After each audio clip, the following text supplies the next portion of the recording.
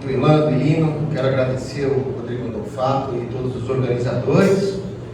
E, como talvez alguns de vocês saibam, o meu tema é liberdade. Em seguida, o Bruno Musi vai falar sobre Escola Austríaca de Economia, correto? Que são dois temas extremamente correlatos. Porque quando nós estudamos a economia austríaca, nós chegamos à conclusão de que os engenheiros sociais têm uma pretensão de gerir as nossas vidas, de matematizar as nossas vidas, nos transformando em variáveis não motivadas, sem inteligência e sem vontade. Isso é um atentado contra a nossa constituição antropológica. É um atentado contra o que nos faz humanos. E quando você estuda a liberdade, você vê que as premissas da escola austríaca, elas aumentam não só a prosperidade da sociedade, mas aumentam a sua segurança contra a tirania, aumentam as suas virtudes, melhoram os seus valores. Então, é muito interessante essa sequência. Liberdade, eu vou começar falando sobre a liberdade do ponto de vista teológico, filosófico, depois ganhando a questão política, a questão econômica, para depois o Bruno Musa pegar o embalo aí da economia propriamente dita. Não o prazer, não a glória, não o poder, mas a liberdade. Só a liberdade, dizia o grande poeta Fernando Pessoa. O que Fernando Pessoa, grande poeta português, quis dizer com isso? Que para nós sermos humanos basta a liberdade, e sem a liberdade acaba a nossa humanidade. Quando o Bolsonaro disse: o homem sem a liberdade não vive, ok? Mais do que isso, o homem sem liberdade não é homem. Ele é considerado um bicho. Talvez menos do que um bicho, um robô. É assim que os engenheiros sociais nos tratam. Como nada, como meios, não como seres humanos. Então, um homem ele pode estar na cadeia, ele pode estar censurado, ele pode estar preso, ele pode estar num paredão, num pelotão de fuzilamento, enquanto ele tiver aquela liberdade interior, enquanto ele não deixar com que alguma coisa se interponha entre a sua mente e a verdade, entre a sua vontade e o bem, ele será livre. A liberdade, portanto, é, fundamentalmente falando, uma virtude interna. A sua manifestação externa na forma de ausência de coerção estatal, na forma de liberdade econômica, ela não é outra coisa senão uma manifestação dessa virtude interior. Essa é a diferença que os americanos fazem entre freedom e liberty. O que é freedom? Freedom é a nossa liberdade interior. É a libertação da mente. É a libertação do intelecto para atingir a verdade. É a libertação da vontade para atingir o bem. Isso vai depois virar liberty, que seria a liberdade política, com as suas manifestações econômicas. Mas primeiro nós temos que entender a liberdade desse ponto de vista da antropologia, da teologia, da nossa criação divina. O homem, ele é criado à imagem de Deus. Imago Dei, dizem os teólogos. Como assim? Deus, ele tem inteligência, vontade, e ele nos criou a partir de um ato livre. Então ele nos criou com livre-arbítrio. Através do livre-arbítrio nós temos essa imagem de Deus. E esse livre-arbítrio pode ser mal utilizado, pode ser bem utilizado, faz parte da natureza de ser livre. Mas isso está na nossa Constituição. O homem foi feito para ser livre. Deus criou assim. E qual é a finalidade desse livre-arbítrio? É ser usado bem. E ser usado bem nos liberta. Conheceis a verdade, ela vos libertará. Nos liberta dos vícios, nos liberta das tiranias. Então a liberdade é a mais básica das virtudes.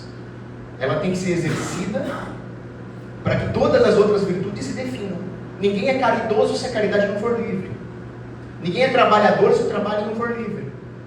Em última instância, o livre-arbítrio serve para chegar até a máxima das virtudes, que é o amor, que é a caridade. E na essência do amor está a escolha deliberada, a escolha racional pelo bem do próximo, para entrar em comunhão com a verdade, para entrar em comunhão com Deus em última instância. Então, na nossa constituição antropológica e na essência da nossa finalidade última está a liberdade. Ela não é, portanto, uma concessão estatal. Não, vamos aumentar a liberdade aqui, para ver se aumenta o PIB. Não, então vamos negociar, vamos ver se o povo vota por mais liberdade. Senão, não. Ou vamos ver se a vontade do governante. Não, a liberdade não tem nada a ver com vontade popular, vontade do governo, vontade de Xandão. A liberdade está na nossa essência. Sem isso, nós nem precisamos discutir a sociedade política, porque a sociedade política é uma sociedade de seres humanos. Ela tem que ser livre. Então, São Tomás de Aquino ele vai definir a liberdade como sendo a capacidade de agir segundo a razão para atingir a nossa finalidade última, a felicidade. Essa felicidade, no pensamento tomista, será a comunhão com Deus, mas ela já vinha desde Aristóteles. A ideia de alcançar uma vida virtuosa. Então, ela é o bom uso da razão ordenado à verdade, a vontade ordenada ao bem. Portanto, a liberdade não é bagunça. A liberdade, dizia o Papa Leão XIII, não é fazer o que quiser, mas é a capacidade de fazer o certo, a capacidade de fazer o que deve ser feito. Se o homem não tiver a capacidade de fazer o que deve ser feito, ele não vai ser livre. Ele vai ser um escravo dos próprios vícios. Então, a liberdade, ela começa com uma graça do ato livre de criação, que nos torna a imagem de Deus. Passa pelo bem agir do homem, se livrar dos vícios. Essa virtude vai se tornando hábito, vai se incorporando à nossa natureza, até o homem demandar a liberdade. Em vez de demandar coisas grátis do governo, em vez de demandar políticas públicas, o homem passa a valorizar a liberdade por ela mesma, como Fernando Pessoa fez. Então, nós passamos a ter uma dimensão axiológica da liberdade. A liberdade é um valor a ser demandado. E quando a liberdade é valorizada, o mercado não falha.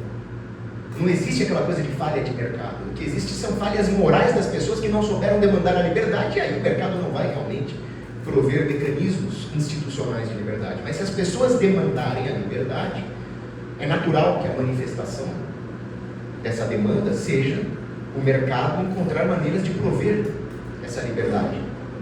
Instituições políticas, instituições sociais, instituições culturais e econômicas livres. E se o homem foi criado para ser livre, para se planificar pela liberdade, são essas instituições livres que vão atingir a finalidade das sociedades políticas. Qual a finalidade das sociedades políticas? Ajudar a promover a virtude. Não é forçar o homem a ser virtuoso, isso não existe, mas é criar um ambiente propício para isso. Por isso que quando nós não temos a virtude da liberdade, nós não chegamos às outras virtudes. Nós deixamos com que haja torpor no nosso intelecto. Quando nós não enxergamos o valor da liberdade, nós achamos que o Estado pode resolver as coisas por nós, perde-se a inovação, perde-se a sabedoria e, obviamente, sem a verdade, nós seremos escravos.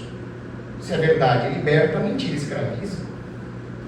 Então, algumas pessoas, infelizmente, na minha mesma vertente política, que é o anarcocapitalismo, eu vejo alguns anarcocapitalistas achando que liberdade é bagunça, achando que a moral, que a família tradicional, que o respeito a certas leis naturais é ditadura.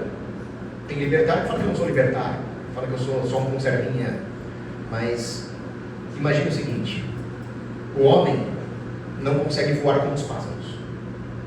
Isso não é uma privação. Eu não posso dizer que o homem é aleijado por não voar como os pássaros, porque não é da essência do homem sair voando, é da essência do pombo. Mas, sabendo da nossa própria constituição, como seres não voadores, nós vemos que Deus nos dotou da inteligência para construir aeronaves. Então nós podemos, com engenho, construir aeronaves e voar. Mas você só consegue fazer isso se você tiver em mente as leis da física, a gravidade, a aerodinâmica. Então, obedecendo às leis da física, o homem aprendeu a voar e os aviões nos tornaram mais livres. O que vale para as leis da física, vale para as leis morais. É obedecendo às leis morais que o homem se liberta, não é bagunça. E aí o que muita gente não entende é que o libertarianismo não é liberalismo no mau sentido, né? Aquela ideia de que tudo vale, é proibido proibir. O libertarianismo, libertinagem seria uma boa palavra. O libertarianismo, de certa forma, é autoritário. A propriedade privada do próximo me coage, me obriga a não violá-la. E essa obrigação não vale só para mim, vale para os imperadores, vale para os líderes democraticamente eleitos.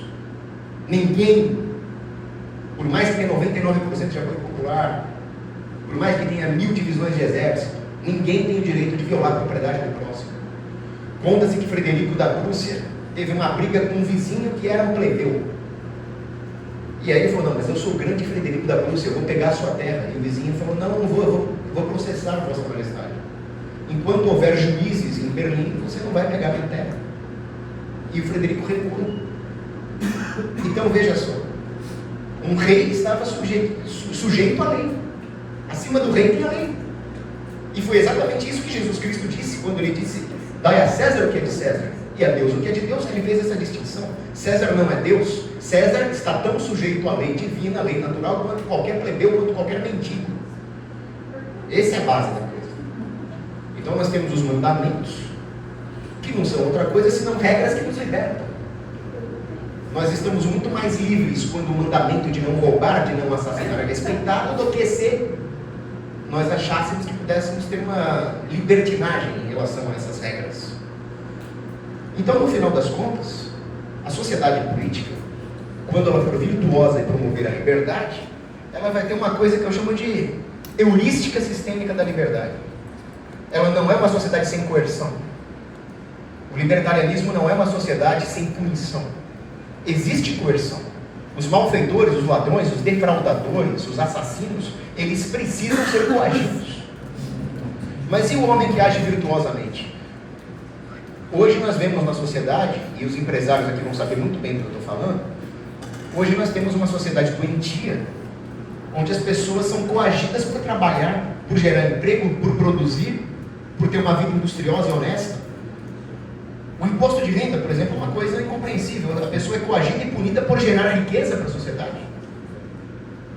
Como é que pode isso? Então, nós estamos invertendo aí a função da coerção. A coerção é feita para manter a ordem social. É feita para punir aqueles que ameaçam a ordem social.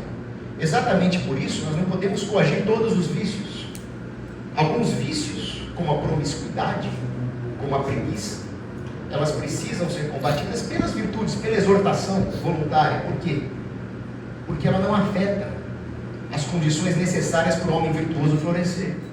O homem virtuoso, para florescer, para prosperar, para atingir uma plenitude, ele precisa de respeito à sua vida, né, à sua integridade física, à sua propriedade privada e à sua liberdade de agir da forma como ele age, virtuosa. Se nós temos um Estado que coage todos os vícios com a desculpa de gerar uma sociedade perfeita, nós não temos uma sociedade onde a virtude está protegida. Nós temos uma sociedade onde o poder se acumula indevidamente. Um Estado que substitui a ação virtuosa do indivíduo a um Estado que ameaça o indivíduo. Então, se a coerção não for restrita aos violadores da vida, da liberdade e da propriedade, ela se torna uma ameaça. E aí nós vamos ter essa inversão de valores, a virtude sendo coagida e os vícios sendo recompensados com esse mesmo acúmulo de poder. Então é preciso que o homem aprenda uma coisa: não seja viciado em política pública.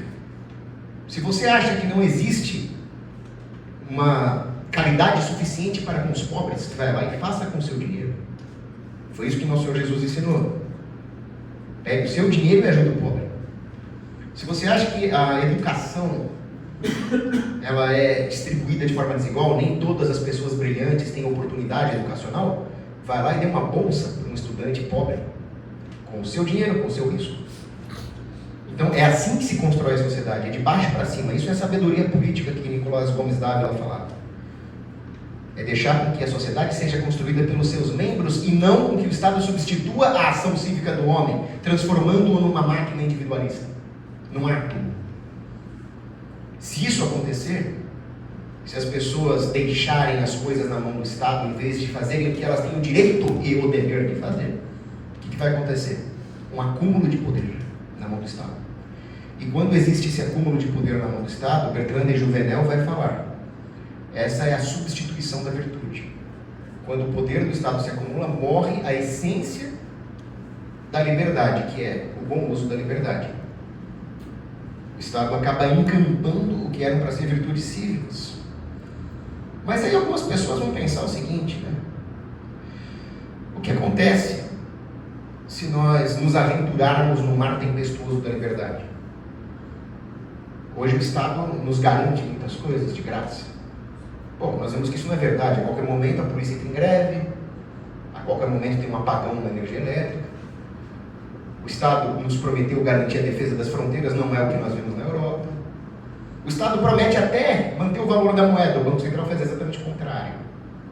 Então eu prefiro enfrentar o mar tempestuoso da liberdade do que essa falsa calmaria da escravidão. Mas certamente, depois de tantos desmandos do Estado, é claro que a liberdade pode representar um choque. O que nós vamos fazer com os aposentados? O que nós vamos fazer com as áreas que já são da União? São problemas práticos que têm que ser pensados de forma estratégica, é difícil, mas vai chegar um momento que as pessoas têm que entender que a liberdade é uma cruz. Você tem que carregar a cruz. A caridade é uma cruz. Quando uma pessoa escolhe casar com a outra, ter filhos, ela está lá sabendo que vai sofrer, que os filhos vão dar trabalho, que a mulher nem sempre vai ser boazinha. É cruz. Para você chegar à plenitude é cruz. Só que na Bíblia também está escrito, né? Nosso Senhor Jesus fala: meu jugo é leve. As incertezas que nós vamos enfrentar com a liberdade, elas são muito mais leves, muito mais fáceis de se lidar do que Holodomor, Holocausto, genocídios, democídios, 200 milhões de mortos pelo socialismo e pelo comunismo só no século XX. Eu sinceramente prefiro enfrentar as incertezas da liberdade do que isso. É só olhar para o século XX, qualquer um vai saber do que eu estou falando. O Estado é como se fosse aquele demônio que tenta Fausto de Goethe, né? Vem da sua dignidade, me dê a sua liberdade. E pior do que isso, não abdique só da sua liberdade, vem da liberdade do seu próximo também. Vote por mais Estado, eu vou tirar o dinheiro do João e vou dar para você, eu vou tirar o dinheiro do Pedro e vou dar para você, vota em mim. Política pública é isso. É imoral. Só que o que o demônio faz? Ele entrega? Não. Ele te promete segurança, me dá a sua liberdade que eu te dou segurança. O que você faz? Os bandidos são soltos, audiência de custódia, você vai ter que morar num condomínio privado, armado, pagando os impostos para sustentar um falso serviço de segurança e mais a segurança privada que também custa e que também é tributada.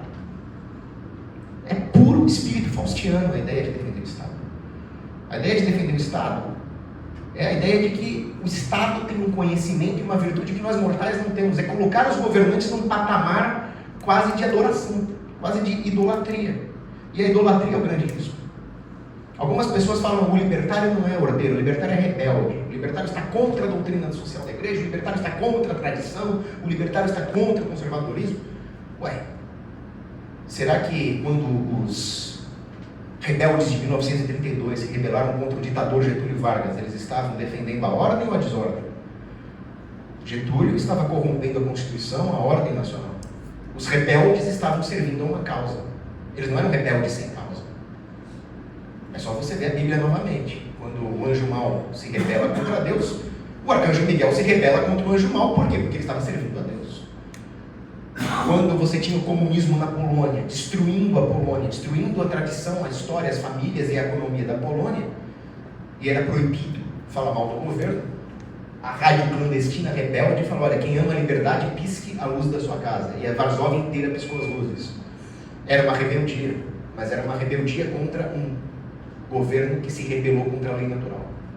Então, no fundo, não era uma rebeldia pura, era um serviço.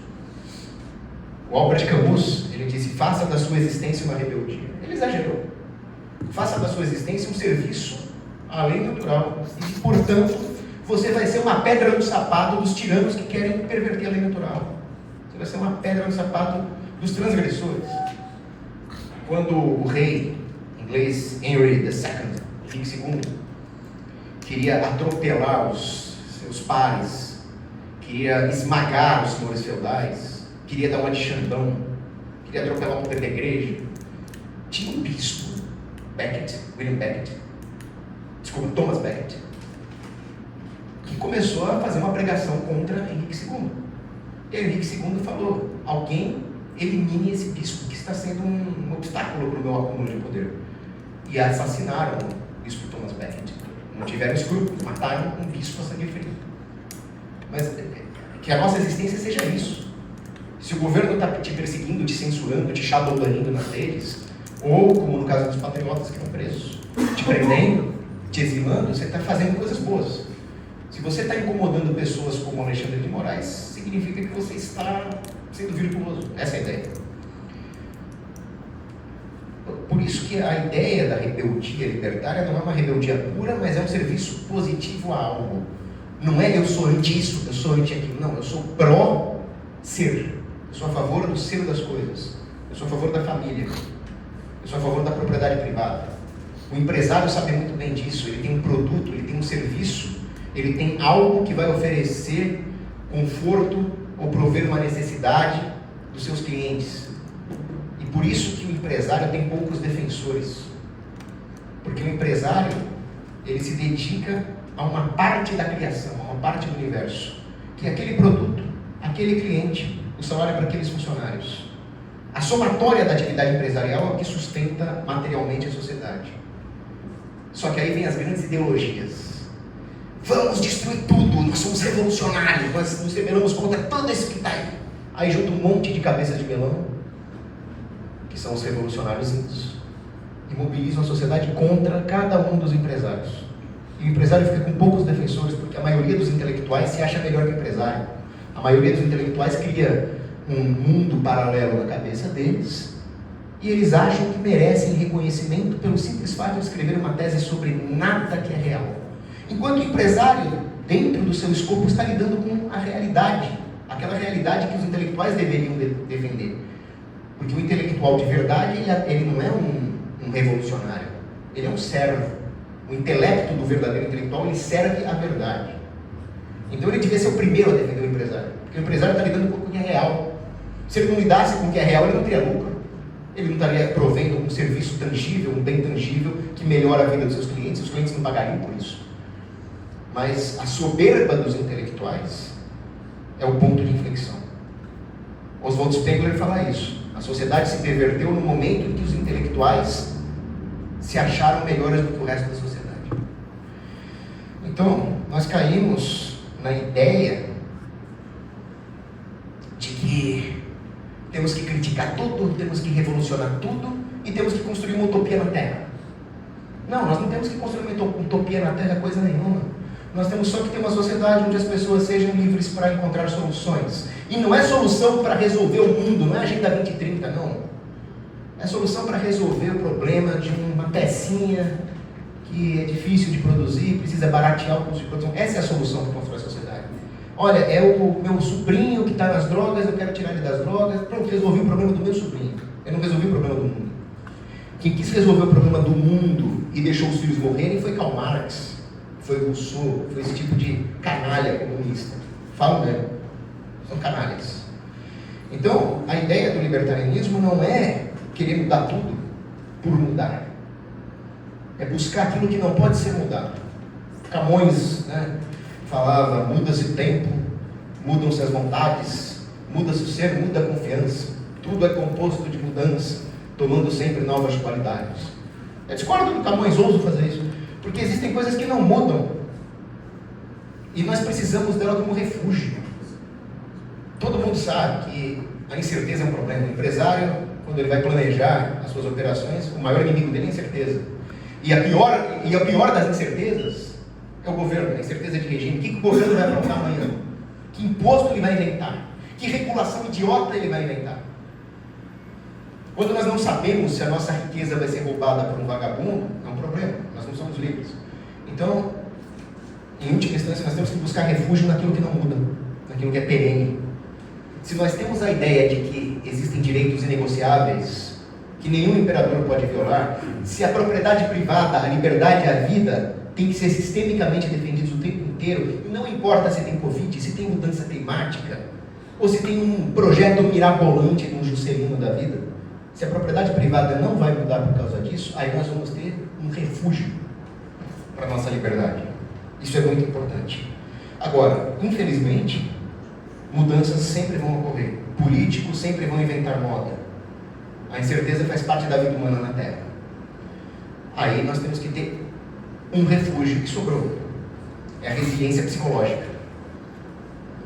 Se a propaganda do governo não conseguir afetar a nossa mente, se a propaganda do governo não conseguir nos tirar das virtudes, ou se, como dizia o filósofo escravo, Epíteto, que mesmo sendo escravo foi talvez um dos mais livres homens de todos os tempos, ele dizia: você não pode mudar o que está fora, mas você pode ser o senhor das suas paixões, você pode melhorar o que está dentro.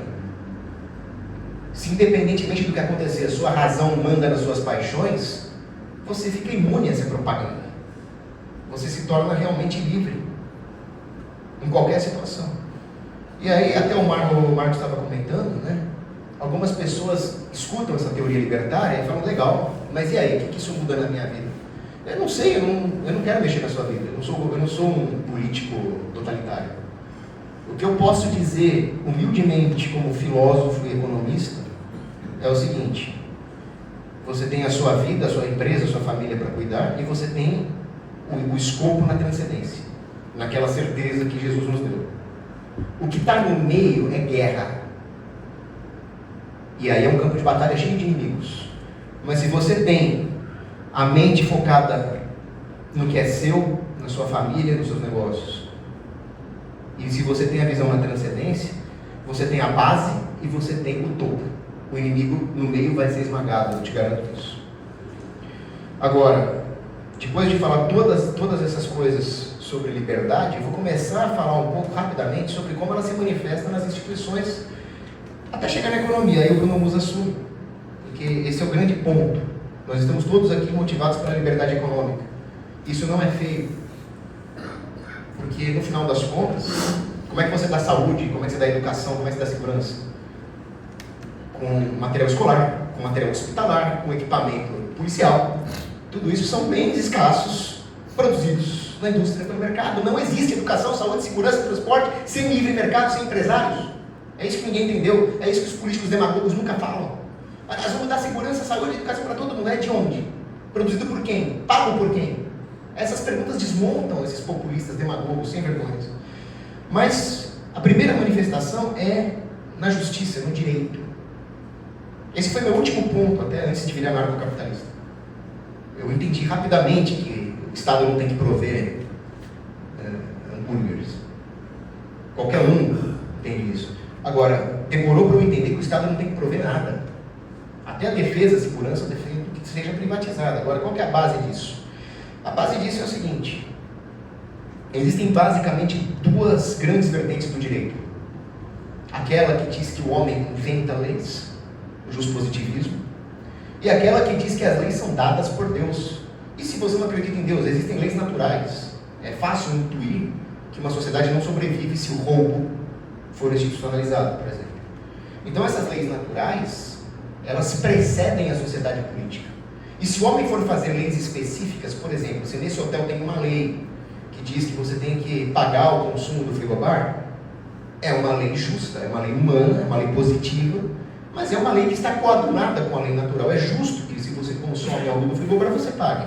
Então existem leis humanas justas que são necessárias para a ordem social, são necessárias para que as individualidades de cada negócio, de cada pessoa sejam contempladas, mas elas não podem atropelar a lei natural. Você não pode ter uma lei que permite abortar, por exemplo, senão você está cometendo um homicídio contra o ser humano inocente. Então, a ideia do justnaturalismo não é a ausência de leis positivas, mas são leis positivas justas. Se não forem justas, não são leis. E uma dessas leis justas, naturais, é o direito de autodeterminação dos povos.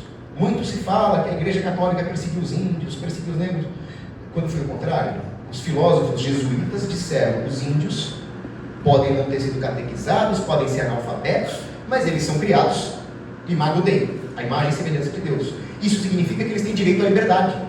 Isso significa que, enquanto povo, eles têm direito à autodeterminação.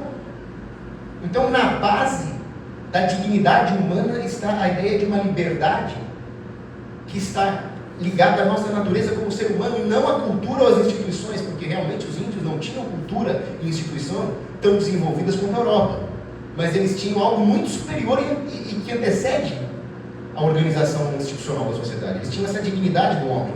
Essa ideia do direito natural é a base da dignidade humana, é a base dos povos. As sociedades começam com o matrimônio, passam depois pelas sociedades políticas. Então, a ideia do homem livre para entrar em comunhão com o próximo, que é a ideia do matrimônio, o matrimônio só é válido quando livre, é a constituição de qualquer sociedade política saudável. Se a sociedade política não reflete o que se passa na família, que é a ideia de uma comunhão voluntária buscando o bem do próximo, essa sociedade política ela é ilegítima e fadada ao fracasso. Por isso que o libertário, de verdade, ele não vai ser contra o governo, a existência de governo, a existência até de de um governante, de um rei. Mas ele vai dizer, a adesão a essa organização política tem que ser pautada pela vontade livre. Essa é a ideia da secessão que existe, eu não estou falando nenhuma utopia anarcocapitalista. A ideia da secessão existe em Liechtenstein, existia nos cantões suíços, quando era a Confederação Helvética, era a base da sociedade orgânica medieval. Mas essas sociedades são baseadas numa hierarquia. Alguns indivíduos são mais aptos do que outros para prover segurança, defesa, justiça, organização urbana dessas sociedades do que outros. Então essa sociedade vai ter governantes, vai ter hierarquia. E se tem uma hierarquia política, certamente vai ter uma hierarquia econômica. Isso significa que sim, algumas pessoas vão ser mais ricas do que outras. Algumas pessoas vão ter mais oportunidades educacionais do que outras. E isso não é um problema, isso é uma solução. Se algumas pessoas, no livre mercado, são mais ricas do que outras, onde a propriedade for respeitada, é porque elas produziram mais, elas serviram mais à sociedade. Isso é a teoria do cotejamento, né? Numa sociedade livre, as pessoas que inovam, que têm a coragem de arriscar o próprio capital, que têm inteligência para enxergar uma oportunidade, elas vão enriquecer primeiro como um incentivo para esse engenho. O resto da sociedade vai melhorar no embalo, mas não significa que vai melhorar igual. Significa que eu vou trocar minha carroça por um Fiat, graças a um cara que trocou o seu Fiat por um Rolls Royce. Se eu acho que eu tenho que ter um Rolls Royce também, eu não sou outra coisa senão um invejoso. Mas aí eu caio no vício, eu caio no pecado capital da inveja. O socialismo, ele é o evangelho da inveja, dizia o Hazlitt. Então, no final das contas, a hora que as pessoas esquecem aquela única igualdade que existe, que é a igualdade de dignidade de todo ser humano criado à imagem de Deus, e começa a colocar outras igualdades, não, eu quero igualdade de oportunidade, eu quero igualdade de renda, eu quero igualdade no acesso ao serviço XYZ. Tá bom, você vai perder a sua liberdade fazendo isso. Porque os homens são iguais em dignidade, mas não são iguais em virtude de habilidade, de sorte. Tentar igualar isso é tirar a dignidade inicial do homem, aquela questão da liberdade que eu falei. E aí, finalmente, nós entramos na questão de como conquistar essa liberdade. Tem um poeta grego chamado Andrea Clavos que ele fala: só tem dois jeitos de chegar à liberdade: a virtude e o combate. Se você for uma pessoa sem virtude, você não vai ser livre. Se você tiver virtude, mas for uma virtude sem combatividade, sem a virtude da coragem, que é essencial, você também não vai conseguir. Então, o que nós estamos fazendo aqui, eu tenho certeza que todo mundo aqui já sofreu algum tipo de perseguição, ou nas redes sociais, ou dos seus colegas, né? O Jason aqui, que mexe com arte, foi totalmente perseguido pela classe artística, que infelizmente é tomada pela esquerda. Alguns aqui brigaram com parentes, alguns aqui brigaram com amigos, alguns aqui tiveram problemas nos negócios. Todo mundo aqui passou por algum perrengue nesse caminho de liberdade. Mas está todo mundo aqui. Eu posso garantir que, em maior ou menor grau, todo mundo que está aqui é um combatente a favor da liberdade. Então, essa é a luta pelo direito. O direito à liberdade política passa pela luta. Rudolf Ihring, que escreveu A Luta pelo Direito, dizia: o direito tem como finalidade a paz, mas o meio dele é a guerra, o meio dele é a luta, o meio dele é a briga. Então, se as pessoas entenderem isso, nós vamos derrubar tudo aquilo que tira a nossa liberdade. O Estado moderno, com toda a sua opressão, dizia Lavoisier, ele é um colosso de barro. Ele parece gigantesco, monstruoso, mas a base dele é de barro. Se as pessoas param de sustentar esse colosso, a base de barro dele desmorona. O colosso do tirano cai. Mas para isso as pessoas têm que entender. E aí a função dessa organização, desse evento, é levar a palavra para frente. Isso é muito importante. Tolkien, autor do Senhor dos Anéis, falava isso. Quando nós entendemos o valor da liberdade, nós nos tornamos partisãos da liberdade. E nós nos imbuímos daquela ideia de transbordar por amor a ideia da liberdade, de levar outras pessoas junto conosco. Essa é a base.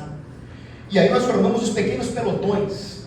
Este grupo, os seus colegas na empresa, a sua família, os seus amigos, São pequenos pelotões que se ajudam uns aos outros sem depender do Estado. A sociedade se torna mais sólida, em vez de serem indivíduos contaminados pelo populismo, esperando que o Estado lhes dê alguma coisa, tirando dos outros, que é uma sociedade flácida. Você vai ter uma sociedade composta por pequenos pelotões que vão se apoiar sem a necessidade do Estado. Daí você vai ter corpos intermediários de governança. Esses corpos intermediários de governança vão substituir o Estado, vão tirar a munição dos populistas e vão finalmente derrubar aquele gigantesco colosso. E aí finalmente nós chegamos nas questões de ordem econômica, que eu vou deixar para o Musda, que sempre fala brilhantemente sobre isso. Mas nós vamos chegar num sistema de preços livre, nós vamos chegar na caridade livre, nós vamos chegar na ordem espontânea, uma ordem resultante, sim, de indivíduos agindo livremente, descentralizadamente, mas que tem sempre uma regra como base. É igual um fractal na física, né? O fractal, ele vai se expandindo ali de uma forma que parece desordenada, mas sempre tem uma regrinha, um algoritmo inicial. O da sociedade também tem. Essa regra é a regra da liberdade. E finalmente nós chegamos assim à verdadeira justiça social, que não é aquela justiça social injusta, de roubo, de demagogia, de jogar pobre contra rico, partindo daquela premissa marxista de que a sociedade não existe, que existe uma luta de classes. E os comunistas lá esquecem que quem inventou o termo justiça social foi um padre chamado Luigi Tattarelli. Ele disse: a sociedade privada é quando nós buscamos o que é devido ao outro, o que é justo, dentro de uma unidade social onde o rico e o pobre cooperam.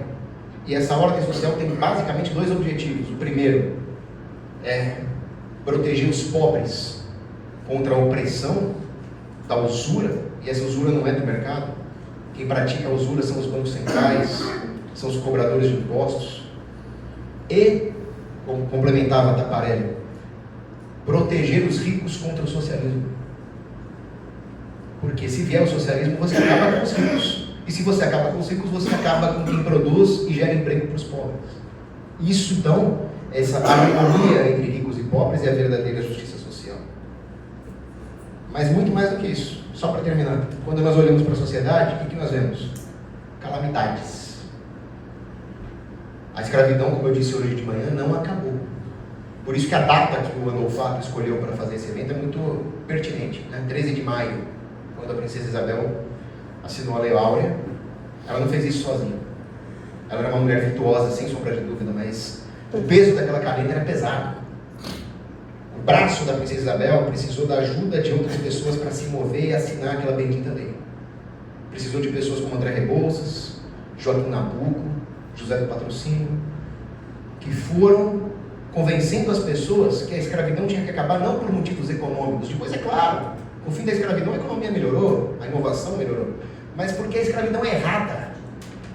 Mas e aí, quem é que vai colher cana-de-açúcar, quem é que vai colher algodão? Eu não sei, eu só sei que a escravidão é errada. Castro Alves olhava para os navios negreiros e escreveu: ó Senhor Deus dos desgraçados, dizei-me vós, Senhor Deus, se é loucura, se é verdade, tanto horror perante os céus.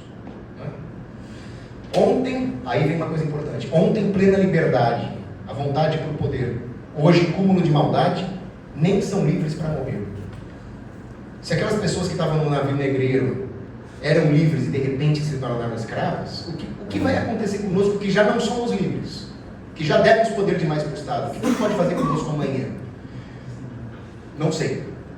Eles podem fazer qualquer coisa conosco amanhã, mas tem uma coisa que nem eles e nem o demônio podem fazer, que é tirar a nossa liberdade interior. Ninguém pode tirar a nossa virtude a não ser nós mesmos. Então, que a virtude floresça nos nossos corações para que depois ela se manifeste na sociedade. Obrigado e Deus abençoe vocês.